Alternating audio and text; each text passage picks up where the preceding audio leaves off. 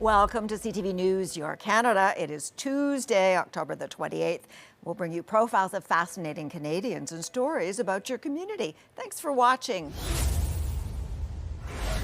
A staple in the city for over 30 years, Pro League Sports is a part of the fabric of Toronto. Pro League Sports started in my mom's basement, but Pro League Sports has been open since October of 1991. The brick-and-mortar store was a mainstay in the Beaches before moving to Regent Park 2 years ago.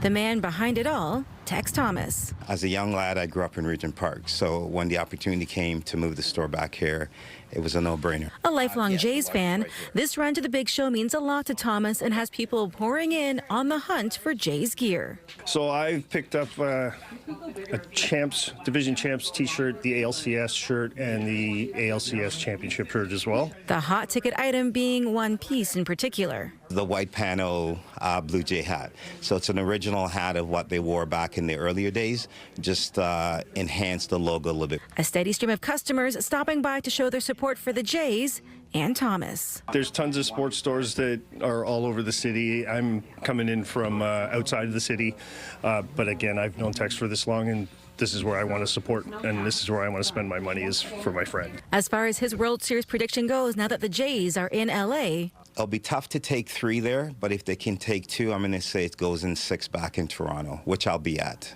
For Thomas, one of the best parts of this World Series run has been the community. Whether it's old fans or new fans, it's all love for Canada's team. Jessica Smith, CTV News. Go Jays, go. Let's go Blue Jays! Let's go Blue Jays! A Guelph music teacher traded the classroom for the big leagues, taking his passion for percussion to one of Canada's biggest stages, performing alongside Pharrell Williams and gospel group Voice of Fire in front of thousands. Every single person in that stadium was ready and wanting to be there and ready for what was going to come and wanting the best for everything.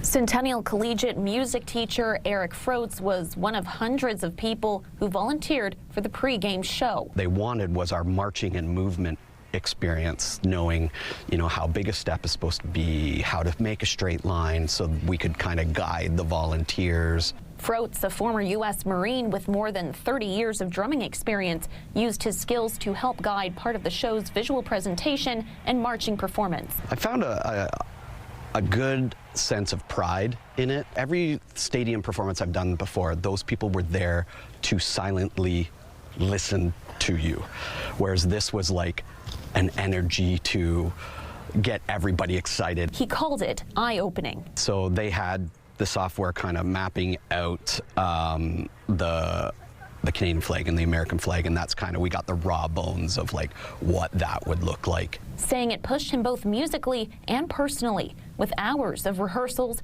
and the days leading up to the game. I didn't see my whole family. Like, I came home when they were asleep, and I woke up before they woke up. It went down exactly the way we intended it. People are happy about it. A grand slam!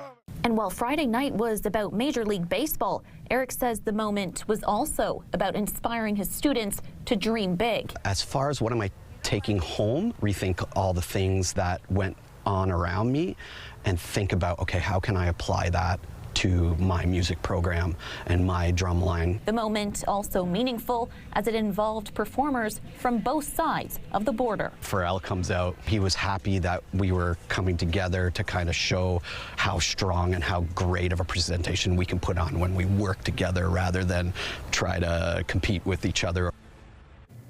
Froat says performing with Pharrell Williams and Voices of Fire was unforgettable, saying one of the main takeaways was the knowledge he gained specifically about larger productions, something he says he will apply in his lessons moving forward.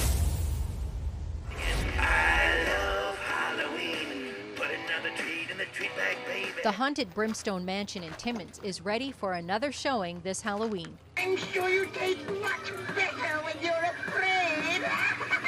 Ron Lapine and his volunteers begin setting up this ghastly multi-room freak show in September. Lapine says he and his sponsors have forked out tens of thousands of dollars over the past 9 years, and the crew puts in around 4,300 hours to get it ready and take it all down. but it's a labor of love for his grandchildren and his wife, who's battling cancer. And every year she stays alive, I said I'd do it, so I'm hoping to be able to continue.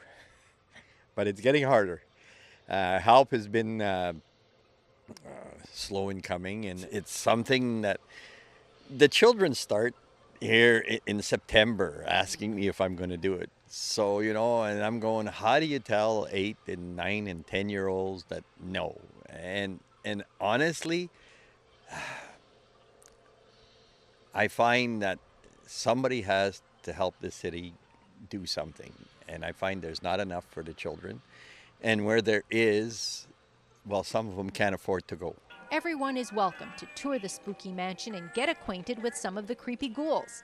All Lapine asks for in return is a donation for the Timmins Food Bank, $2 a person, and a can of food. We may have a job to do, you know, throughout the year, but sometimes we got to give back, and this is our way of giving back. And we give 100% back to the food bank. He says he collects at least 3,000 pounds of food and close to $3,000. His busiest year yet was over 5,000 trick-or-treaters. Lapine says the experience takes about 15 to 20 minutes, and everyone will leave with some treats. The haunted Brimstone Mansion will be open on October 29th, 30th, and 31st from 5:30 to 9:30, and maybe even later depending on the lineups. The address is 1094 Chestnut Lane. Lydia Chubak, CTV News, Timmins. Trick or treat for UNICEF! Trick or treat for UNICEF! It's a Halloween memory sparking nostalgia for many. Most definitely. Yeah, it takes me back completely. Amber Pook remembers trick-or-treating carrying a UNICEF box. Taking them out on Halloween and that when I was a kid and going to the neighbors and that trying to get donations. Collecting pennies, coins for a cause. I knew that we were raising money and it was going to help people. That's pretty much, I mean, that's all I pretty much grasped as a child. But yeah, I knew it was for a good cause. The box is back. Back in a different way. UNICEF now reviving the seasonal staple, launching a Halloween box, but with a twist. It's on a t-shirt. So many Canadians helped to make childhood better for so many children through trick-or-treating tradition with those Halloween boxes. And so they're back in a form you can wear. The shirt, available online for $50, features a throwback design with a 90s UNICEF box and a built-in QR code for donations. And we're hoping that parents who may be trick-or-treating with their little ones, who used to wear the box around their neck, might wear one of these shirts, or certainly I'll be handing out candy here at home. That's where I'm going to be wearing mine. UNICEF says proceeds from shirts will help fund programs across the globe, providing education, safe water, vaccines, healthcare to children who need it most. It has never actually been a more challenging time to be a child in so many corners of the planet. Customers at the Halloween section of this party mart in Canada remembering the box well. From grade 1, I would say, to grade 7. We did the box every year. Oh, definitely. Really fun as a kid to go around, and it was almost competitive. Now returning as a t-shirt, keeping the memories alive. Peter Sperling, CTV News.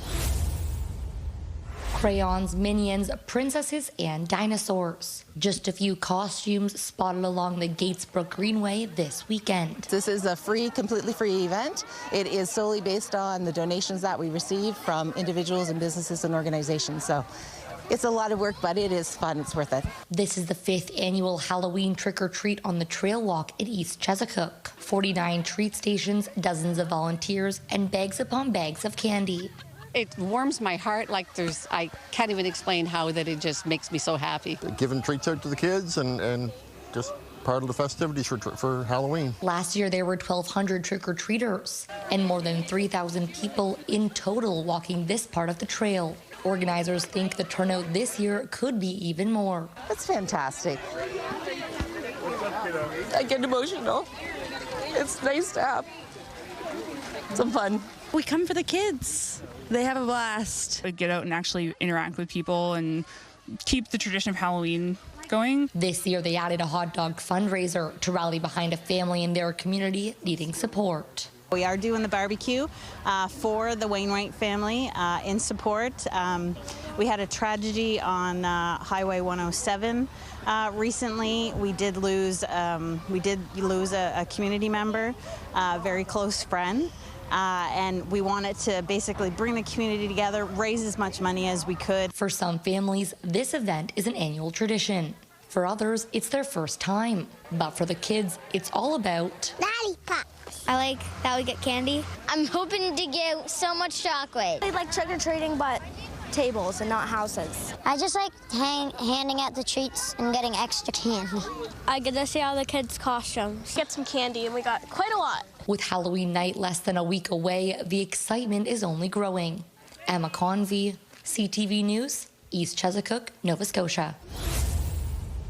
After 2.5 years, Health Canada has approved lecanemab, an intravenous drug that studies have shown can slow the progression of Alzheimer's in patients in the early stages of the disease. John Dalrymple Fraser was diagnosed with Alzheimer's about 5 years ago, the same disease that both his mom and his dad also had. Thinking of my own family, I don't want to forget their names. I want to remember them. So getting diagnosed early gives me a chance. Lecanemab's approval marks the first time a drug that targets the root causes of Alzheimer's will be available in Canada. The current therapies only treat symptoms and were approved more than 2 decades ago.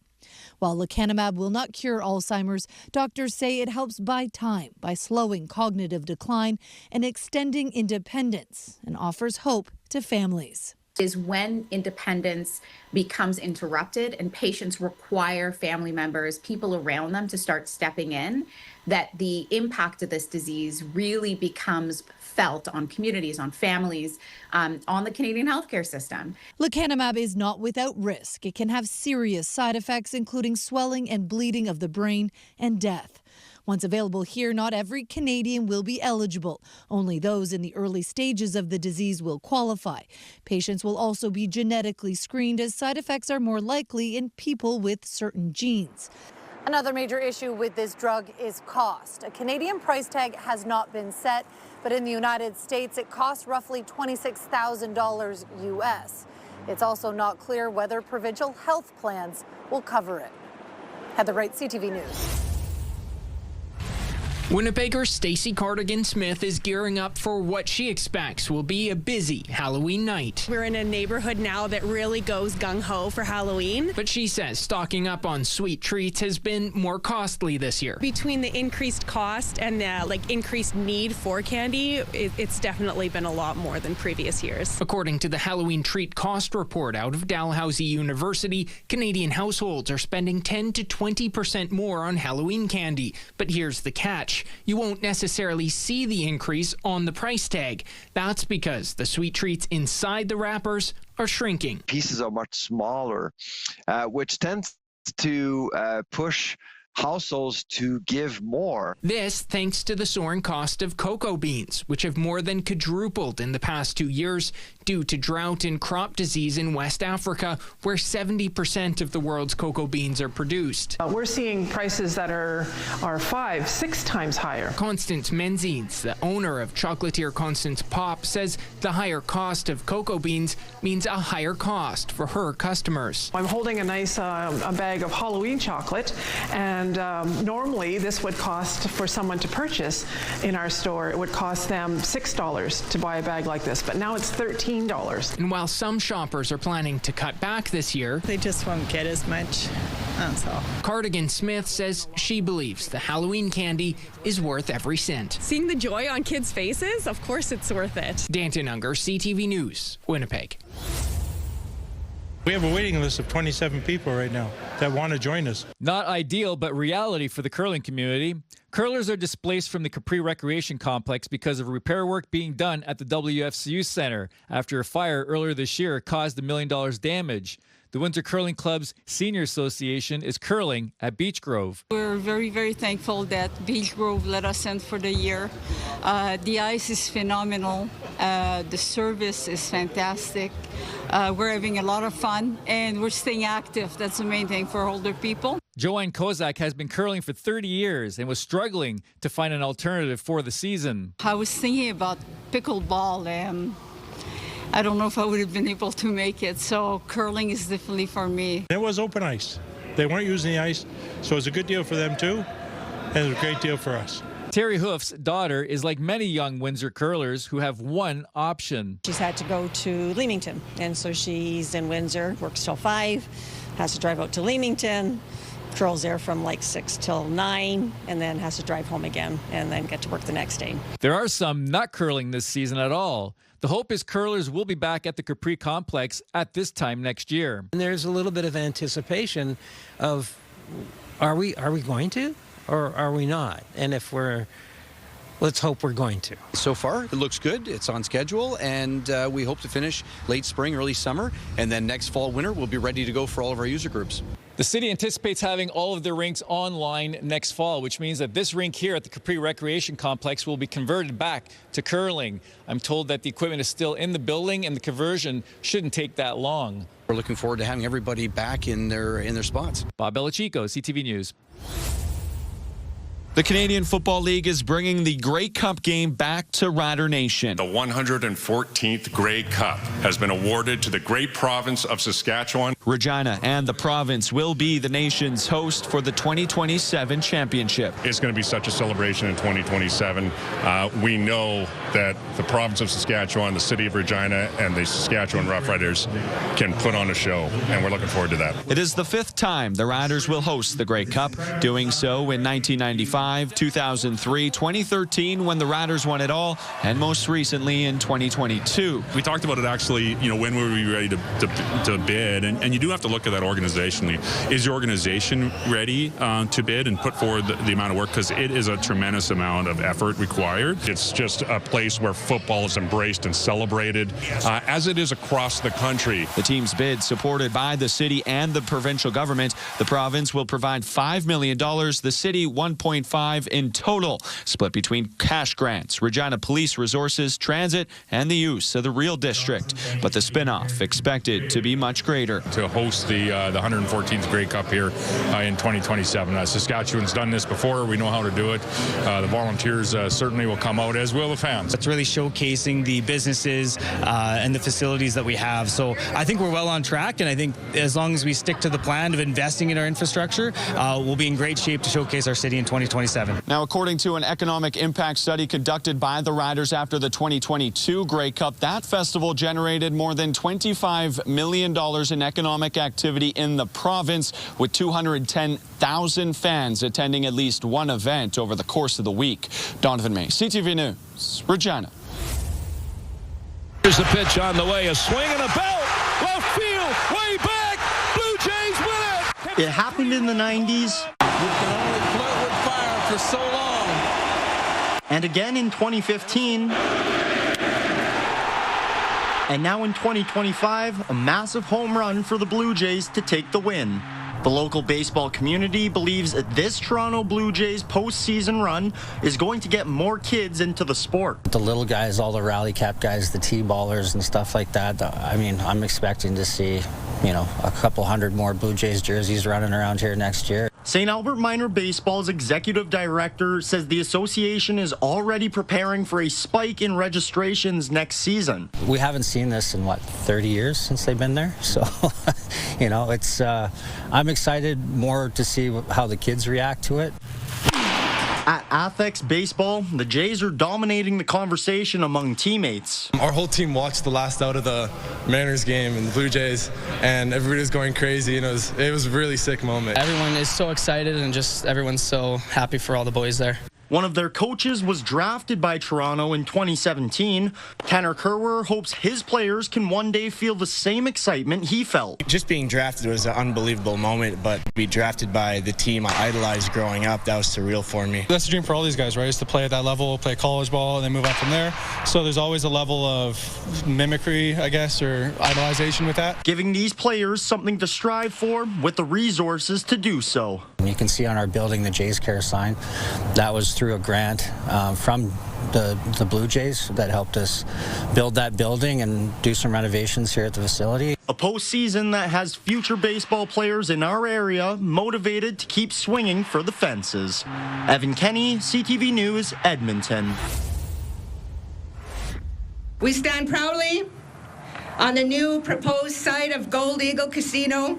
Chief Tanya Aguilar-Antiman of the Mosquito Grizzly Bears Head Lean Man First Nation is leading the charge in the $100 million development in North Battleford, which will be the future new home of the Gold Eagle Casino, Convention Centre, and more. It's a historic day, and it's been in the works for a couple of decades, but in reality, a hard push in the last 2 years. The news means that the existing Gold Eagle Casino on the east end of the city will not renew its sublease agreement in April of 2027 in preparation for the new development, which will sit on the 67 acres of land just off Highway 16. It's a tremendous growth, it's opportunity, and it's, demonstration of a nation taking lead and working collectively with all the partners. It will also benefit other First Nations in the region. Chiefs from the surrounding area were on hand for the unveiling and sod turning ceremony. This is home to all of us and surrounding First Nations in the area. And, Mosquito Grizzly Bear Head Lean Man is proud to take a lead in that. So this is also a very significant announcement for the city of North Battleford. The mayor just telling me that once this is built, it's likely going to mean more people stopping into the city rather than passing by. We're just really pleased with this land sale here. This is the most significant value land sale the city of North Battleford has ever had. So we're celebrating that to start with, and lots more to come. The project, which doesn't have a specific startup date, is expected to create 350 construction jobs and 400 long-term positions while generating millions in new annual tourism revenue and attracting more than 500,000 visitors each year. Carla Shinkaruk, CTV News, North Battleford. Although the range of products at his local liquidation store couldn't be more different. So we got some office chairs. From a bunch of furniture to just one pair of hip waders with size 14 boots. So I got to find the exact right customer for that. Rory Perrin says the prices are all printed the same. That's my high-tech pricing system. Post-it notes? Post-it notes. But after a recent hotel liquidation, this is usually what we get. Rather than a typical print, Rory discovered a rare original. I'm not an artist type. Even a guy like me could recognize the beauty of it. So, instead of putting a post-it on it, Rory started looking on the other side of it and found a couple old newspaper articles profiling a Haida artist named Kinawe Roberta Olson. So we did a little research on the internet. And Rory discovered a woman with the same name running a restaurant in faraway Haida Gwaii called Kinawe's Kitchen and gave her a call. I was surprised. Roberta said she hadn't seen the canvas in almost 45 years. I appreciate what he did, just to remind me of that part of my life a long time ago. So, the now 83-year-old offered to buy her painting. Maybe we've got something of value here, financial value, but I didn't realize that the value was going to be something different in this case. And Rory never expected that their conversation would be so meaningful. That Roberta's voice, sharing the story of her Haida heritage, would be so strong that he would feel inspired to give her the painting for free. It's just a moving feeling to be able to connect two things like that were separated a long time ago. Roberta's granddaughter, Alicia Henderson, was certainly surprised when she picked up the painting from Rory.